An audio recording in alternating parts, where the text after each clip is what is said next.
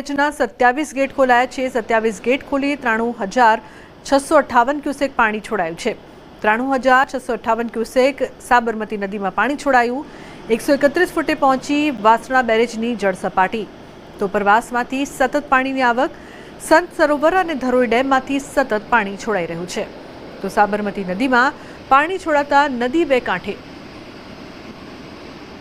તો 27 ગેટ ખોલી સાબરમતી નદીમાં પાણી છોડવામાં આવ્યું છે। 93,658 ક્યુસેક પાણી નદીમાં છોડવામાં આવ્યું છે। તો 131 ફૂટે પહોંચી વાસણા બેરેજની જળ સપાટીમાં સતત વધારો। વાસણા બેરેજના 27 ગેટ ખોલાયા।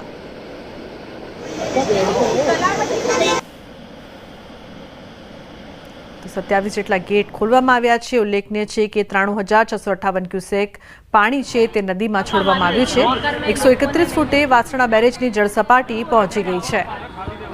ગત 2 દિવસમાં જે ઉપરવાસમાં જે ખૂબ જ વરસાદ થયો છે અને ગઈકાલે ધરોઈ ડેમમાંથી પાણી છોડવામાં આવ્યું છે, જેને કારણે સાબરમતી નદીની સપાટી વધી રહી છે।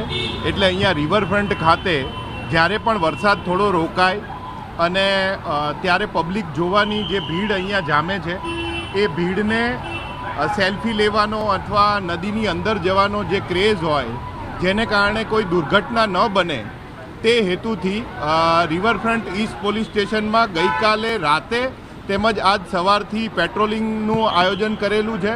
આ ઉપરાંત જે પબ્લિક એડ્રેસ સિસ્ટમ છે કે જેમાં પોલીસ જવાનો વારંવાર લોકોને ચેતવી રહ્યા છે કે પાણીની અંદર ન જવું, તેમજ એવી રીતના સેલ્ફી કે ફોટા ન પાડવા કે જેથી કરીને માનવ જીવ જોખમમાં મુકાય। એટલે અહીંયા રિવરફ્રન્ટ ઈસ્ટ પોલીસ સ્ટેશનના પીઆઈ પોતે હાજર છે, તમામ સ્ટાફ હાજર છે અને પેટ્રોલિંગ કરી રહ્યા છે કે જેથી કરીને લોકો વરસાદ જ્યારે પણ રોકાય ત્યારે જે મોટી સંખ્યામાં ભેગા ન થાય અને કોઈ જાનહાનિ ન થાય। ખાસ તો પાણીનું પ્રવાહ જે વધારે છે, સૂચના આપવાની સાથે બીજા કેવા પ્રકારે પોલીસ કરી રહી છે પબ્લિક આનાથી દૂર રહે એના માટે? પોલીસનું કામ વ્યવસ્થાપન તંત્ર છે, જે વહીવટી તંત્ર છે, એના સહયોગમાં કામ કરવાનું છે। મુખ્ય હેતુ એ જ છે કે માનવ જીવ કોઈ પણ। બનાસકાંઠાના સુઈ ગામમાં સૌથી વધારે વરસાદ। વહેલી સવારથી અત્યાર સુધી 8 ઇંચ વરસાદ ખાબક્યો છે। સતત 6 કલાકથી ધોધમાર વરસાદથી ઠેર ઠેર પાણી। તોરણ વિસ્તારમાં પાણી ભરાતા દરિયા જેવો માહોલ જોવા મળી રહ્યો છે। રણમાં પાણી ભરાતા દરિયા જેવા દ્રશ્યો જોવા મળી રહ્યા છે। બનાસકાંઠાના સુઈ ગામમાં સૌથી વધુ વરસાદ બાદ જે રણ છે તે દરિયામાં પરિણમ્યો હોય તે પ્રકારના દ્રશ્યો સામે આવ્યા। સવારથી અત્યાર સુધી 8 ઇંચ જેટલો વરસાદ વરસી ચૂક્યો છે। તો ધોધમાર વરસાદથી ઠેર ઠેર પાણી।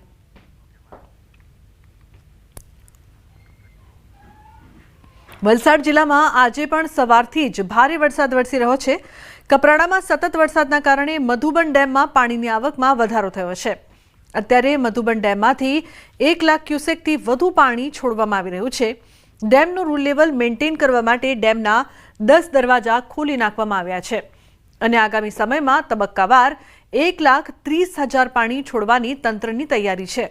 આમ ડેમમાંથી પાણી છોડાતા દમણગંગા નદી અત્યારે તોફાની સ્વરૂપે વહી રહી છે।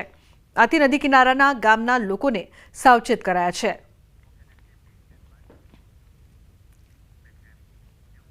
અને મહત્વપૂર્ણ સમાચારની વાત કરીએ તો કચ્છના અંજારમાં માતા પિતા માટે ચેતવણીરૂપ બનાવ સામે આવ્યો છે। પાણીના ખુલ્લા ટાંકામાં પડી જતા 2 માસૂમ ભાઈઓના મોત નીપજ્યા। અંજારની કર્મચારી કોલોનીમાં આ ઘટના બની છે। સવારે રમતા રમતા 6 અને 7 વર્ષના 2 ભાઈઓ નવા મકાનના નિર્માણ સ્થળે ખુલ્લા પાણીના ટાંકામાં પડ્યા। 2 બાળકોના મોતથી વિસ્તારમાં અરેરાટી વ્યાપી છે। તો અંજારની કર્મચારી કોલોનીમાં આ દુઃખદ ઘટના બની છે। 2 માસૂમ બાળકોના મોત નીપજતા પરિવારમાં શોકનો માહોલ છવાયો છે। સમાચારનો પ્રવાહ યથાવત રહેશે। હાલ રોકાઈશું એક બ્રેક માટે। આપ જોતા રહો ન્યૂઝ 18 ગુજરાતી।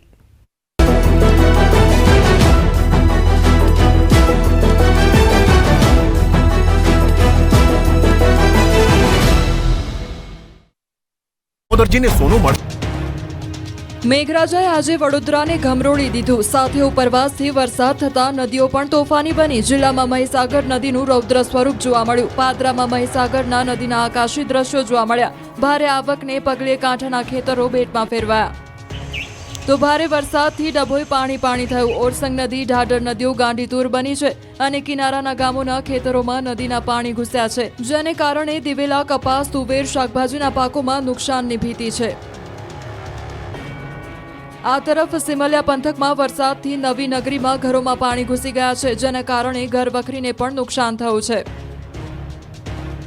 ડભોઈમાં ઢાઢર નદીના પાણી ગામમાં ઘૂસ્યા છે, જેથી બનૈયા, અંગુઠણ અને રાજલી ગામ સંપર્ક વિહોણા બન્યા છે. ગામ આસપાસના ખેતરો જળબંબાકાર બન્યા છે. આ 3 ગામમાં રોડ પર કમર સુધીના પાણી વહી રહ્યા છે. દર ચોમાસામાં આ વિસ્તારની આ પરિસ્થિતિ થઈ જાય છે, જેને લઈને મુશ્કેલીનો સામનો કરવો પડી રહ્યો છે. ખેતરો તળાવો બની જતા જ્યાં જુઓ ત્યાં પાણી જ પાણી છે.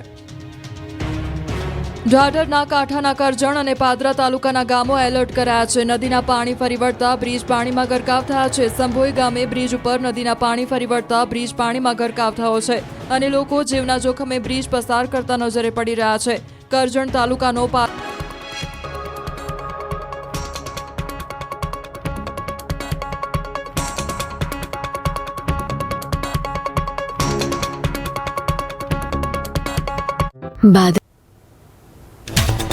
રાજકોટનું અણિયારા ગામ સંપર્ક વિહોણું. ગામને જોડતા પુલ પર ધસમસતા પાણી વહ્યા. લોકો દોરડાના સહારે ગામમાં પ્રવેશ કરવા મજબૂર. ગામને જોડતા પુલની ચાલી રહી છે કામગીરી. રજૂઆતો છતાં પુલની કામગીરી ઝડપી ન કરતા લેવો પડ્યો દોરડાનો સહારો. વલસાડ જિલ્લામાં સતત 3 દિવસથી વરસાદની હેલી. ઉપરવાસમાં સતત વરસાદના કારણે કોલક નદીએ તોફાની રૂપ લીધું.